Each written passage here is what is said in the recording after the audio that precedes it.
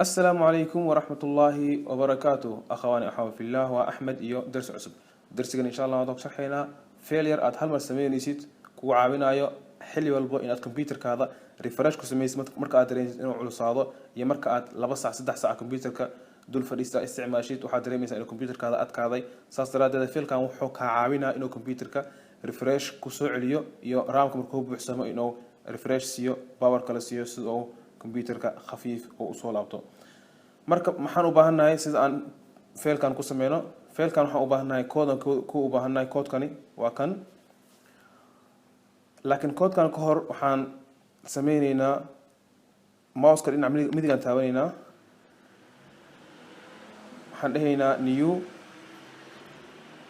xaggaan imaanaynaa folderka midka ka hooseeyo markaan ku dhufano okay aan dhahno sidaan noo soo baxaa sidaan u jeedno marka code-kan haddii ay sheeganay code-kan aan meesha gelinaynaa copy aan dhahaynaa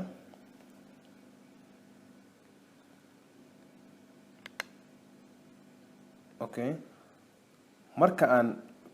code-ka xaggaan ku qorno marka code-ka adiga sidaan caadi ahaan ma qori kartid sidaas daraadeed code-ka insha Allah waxaan isku dayaa inaan ku dhigo video-ga hoostiisa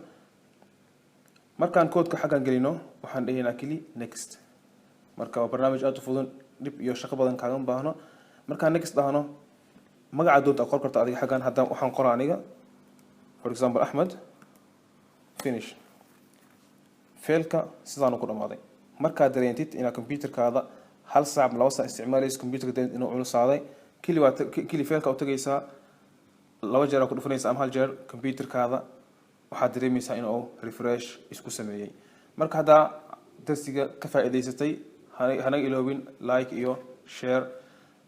marka waa walaalkiina Ahmed waa inoo 10 dambe wassalaamu calaykum waraxmatullaahi wabarakaatuh marka ciyaar waxa qaatay Windows system adiga security ama himaayad waxa qaatay waa Mac hada lacag la dhaho waxa qaatay waa Windows asiga aad u jaban